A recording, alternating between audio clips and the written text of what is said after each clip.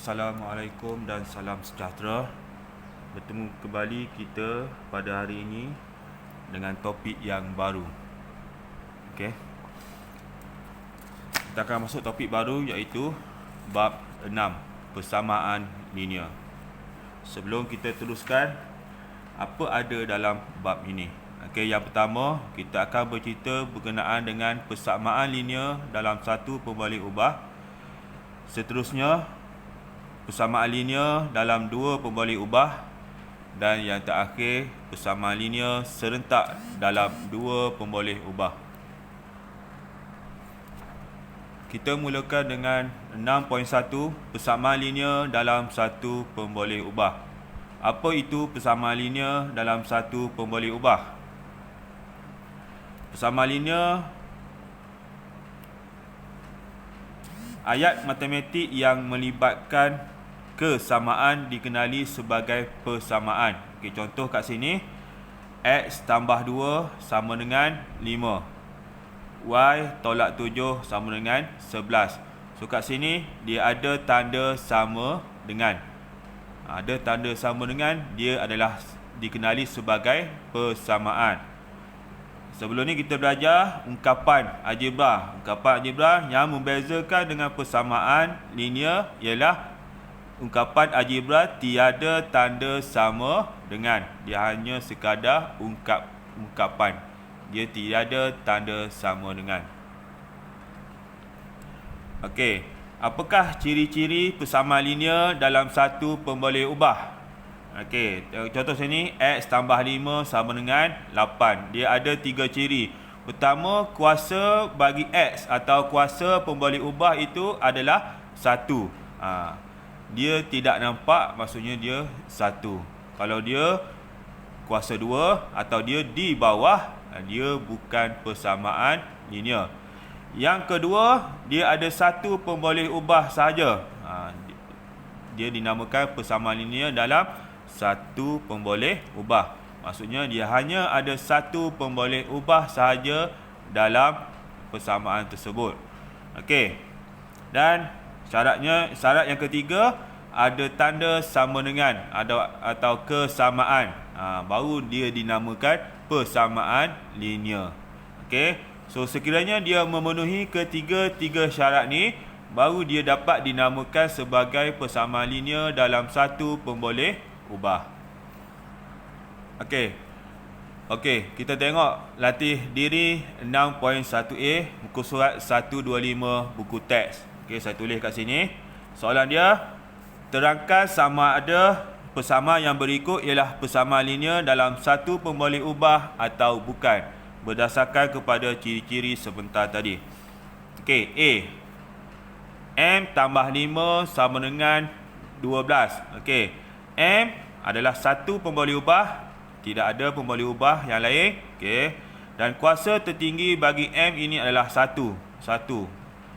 Dia tak nampak, dia 1. Dan ada tanda sama dengan. Maka ini adalah persamaan linear dalam satu pemboleh ubah. Okey, yang B kita kembangkan. Dia akan jadi 3P tolak 6 sama dengan negatif 7. Tak kembang pun tak mengapa. Nak kembang ni nak bagi dia nampak. Okey. Pertama, dia ada satu pemboleh ubah saja, iaitu P. Tidak ada pemboleh ubah yang lain. Dan kuasa tertinggi dia adalah 1 dan dia ada tanda sama dengan. Maka ini adalah juga persamaan linear dalam satu pemboleh ubah. Okey, C, kita tengok. Dia ada dua pemboleh ubah, X, Y. Walaupun setiap pemboleh ubah ni kuasa dia 1, tapi dia ada pemboleh ubah, nama dia adalah persamaan linear, bukan satu pemboleh ubah. Maksudnya dia bukan persamaan linear dalam satu pemboleh ubah. So ini bukan. Yang D juga bukan. Kenapa bukan? Sebab kuasa dia adalah 2. Kuasa bagi pemboleh ubah itu adalah 2. So dia tidak memenuhi syarat kuasa 1. Walaupun dia ada satu pemboleh ubah. Dia ni dikira sebagai satu pemboleh ubah. Tapi kuasa tertinggi dia adalah 2. Maka dia bukan persamaan linear dalam satu pemboleh ubah. Okey, seterusnya, membentuk persamaan linear berdasarkan situasi yang diberi dan sebaliknya. Okey, kita tengok contoh kat sini. Bentukkan persamaan linear dalam satu pemboleh ubah bagi setiap yang berikut. A, satu nombor ditolak dengan 8, bakinya ialah 2. Penyelesaian dia, katakan nombor itu ialah X. Satu nombor X ditolak 8, bakinya 2. Ni pada ayat bahasa Melayu, kita terjemahkan ke dalam bentuk ayat matematik. Okey. Yang B, Pek Ching membeli 5 batang peng dengan harga Y sen sebatang dan sebuah buku tulisan berharga RM3. Jumlah wang yang dibayarnya ialah RM7. Okey. Harga Y sen, buku ringgit. So unit dia tidak sama. Dalam persamaan kena pastikan unit dia sama. Okey. Harga 5 batang peng. 5 kali sebatang iaitu Y. Jadi 5Y. 5Y tambah harga buku RM3 ditukar kepada 300 sen. Sama dengan RM7. RM7 ditukar kepada 700 sen. So dia dalam unit yang sama. Ini dalam bentuk ayat matematik. Okey. Contoh seterusnya, daripada ayat matematik nak bentuk situasi. Okey. Kat sini 2x tambah 5 sama dengan 19 dengan keadaan x ialah suatu nombor. Dia buat ayat lah. 2 kali suatu nombor ditambah dengan 5 hasilnya ialah 19. Y tolak 2 sama dengan 8 dengan keadaan Y ialah umur Rajesh sekarang. Rajesh berumur 8 tahun pada 2 tahun yang lepas. Okey. Ini contoh dia. Okey. Kita tengok latih diri 6.1b. Bentukkan persamaan linear dalam satu pemboleh ubah bagi setiap yang berikut. Okey. A, hasil bahagi suatu nombor dengan 6 ialah 12. Okey, katakan nombor 1 A, suatu nombor tu kita katakan Y. So hasil bahagi dengan 6. Hasil bahagi maksudnya suatu nombor tu kita bahagi dengan 6 ialah 12. Okey, yang B, harga sekilogram ayam ialah RM2. Rosita membeli 5 kilogram ayam dengan jumlah bayaran RM40. Okey. So 1 kilo sama dengan RM Y. So kalau 5 kilo dia jadi 5 kali Y sama dengan 5Y. So jumlah harga dia ialah 40. So harga dia 5Y sama dengan 40. Ini persamaan linear. Okey, C.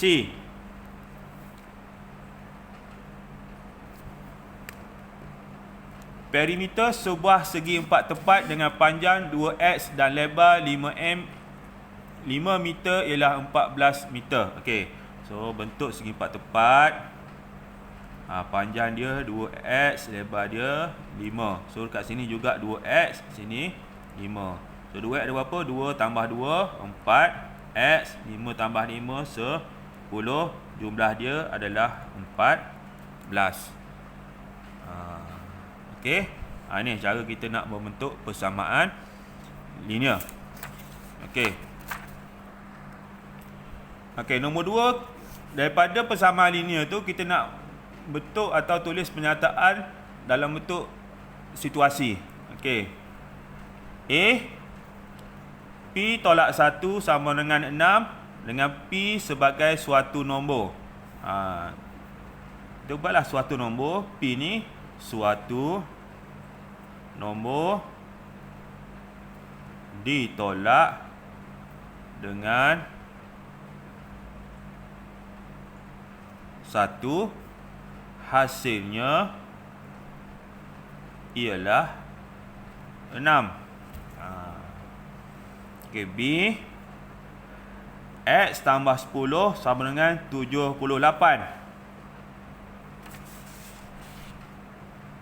Okey, dengan keadaan X ialah markah ujian Edry.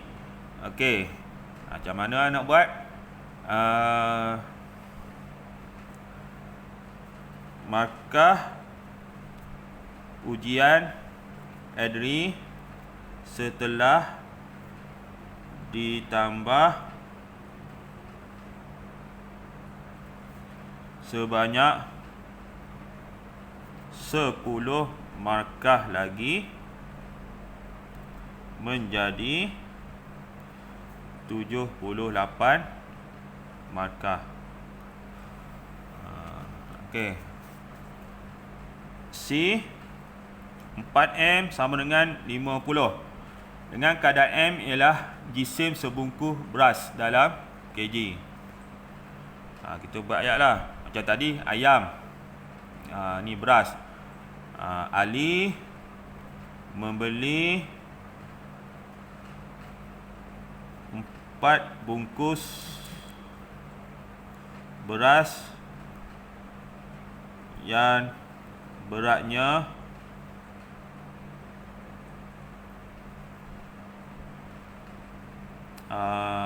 M kg setiap satu dengan jumlah RM 50. Ini kita tengok kreativiti. 4M, M ni berat setiap satu dengan setiap satu bungkus beras. Dia beli 4 bungkus.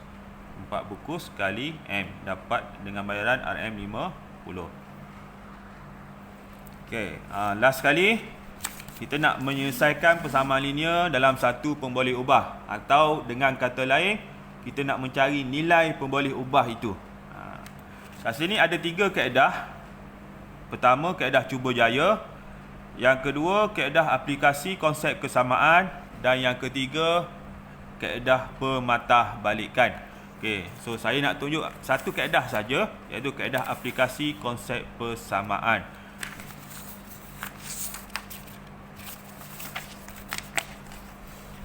Okey, kita tengok latih diri 6.1C, muka surat 129 buku teks. Okey, yang pertama, X tolak 10 tambah 3. So kita guna kaedah persamaan. Kita kena hilangkan apa-apa sahaja nilai yang ada di tempat pemboleh ubah.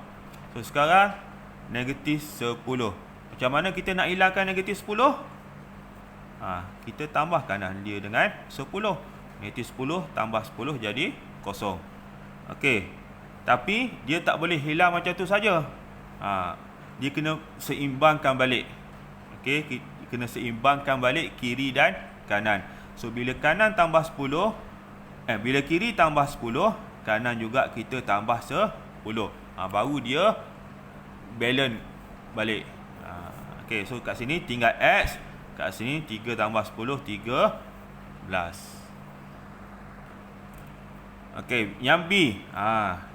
Situasi macam ni. Ada nilai pada X atau ada perkali pada X. Okey, pertama kita hilangkan yang bukan berada di X, iaitu negatif 1. Cara nak hilangkan negatif 1, kita tambah 1. Tambah 1 sebelah kiri, kanan juga tambah 1. Okey, so tinggal 4X sama dengan 8. Kalau tolak kita tambah, kalau tambah kita tolak. So sekarang 4X ni 4 kali X. Macam mana nak hilangkan 4? Kita bahagi 4. Darab, kita bahagi, kita darab. Okey. So ini, sini bahagi 4, sini juga bahagi 4. So ini tinggal X, kat sini tinggal 2. Okey, seterusnya C. Okey, ni bahagi X bahagi 6. Yang tidak ada pada X kita hapuskan dulu, hilangkan dulu. Okey, hilangkan tambah 3. So tambah, kita tolak. So tolak juga sebelah kanan. Hasilnya 2. Okey. So ini bahagi. So kita kali 6. Kali saya tukar pada titik. So di sini pun kali 6 ataupun kita buat kurungan. So ini tak ada, tinggal X, ini jadi 12. Okey. D pula. Okey, D ini kaedah lain. Okey. Dia bahagi ni dia merangkumi semua. Tadi pada X saja. Sekarang merangkumi semua. Jadi bahagi ni dulu kita kena hapuskan. Okey, bahagi kita darab 2. 9 darab 2. So ini tak kurungan kiri kanan. Okey. Ini tinggal X tambah 8. Ini jadi 18. Okey, tambah. Kita tolak. Ini juga kita tolak. Ini tinggal X 18 tolak 8. Tinggal 10. Okey. Last E. Okey, ini kita kembangkan dulu. Darab yang dalam 3 darab X dapat 3X. 3 darab 2 dapat 6. Okey. So sama dengan 5X. Macam mana? Kiri ada X, kanan ada X. Okey, so kaedah ni kita tukar tempat dulu. 5X sama dengan 3X tambah 6. Okey. Kita nak yang mana lagi besar? 5X. 3X. Maksudnya kita kena hilangkan 3X dulu kat sini. Ini kaedah lain sikit. Sebab dia kiri kanan ada pun boleh ubah. Okey, nak hilangkan. Ini positif. Positif. Nak hilangkan dia, kita tolak. Benda yang sama tambah 6. So kat sini macam biasa, seimbangkan. Tolak juga 3X. Okey. 5 tolak 3, 2X. Ini tinggal 6. Sekarang darab, kita bahagi 2. Sini juga bahagi 2. So sebelah kiri tinggal X. Sebelah kanan 6 bahagi 2, 3. Okey. So saya rasa itu sajalah untuk hari ini. Bab 6.1 persamaan linear dalam satu pemboleh ubah. Okey, persamaan linear dalam satu pemboleh ubah. Kita recall balik apa itu persamaan linear dalam satu pemboleh ubah. Dia mesti ada satu pemboleh ubah saja. Tak kiralah apa pemboleh ubah, janji satu. Dan kuasa bagi pemboleh ubah itu ialah 1. Dia bukan 2, bukan 3. Dan dia bukan 1/X. Dia bukan di bawah. Ini bukan persamaan linear dalam satu pemboleh ubah. Dan dia mesti ada kesamaan. Baru nama dia persamaan. Kalau dia tidak ada persamaan atau tidak ada tanda kesamaan, dia adalah ungkapan. Okey, sekian saja untuk hari ini. Nanti kita teruskan dengan 6.2. Assalamualaikum warahmatullahi wabarakatuh dan salam sejahtera.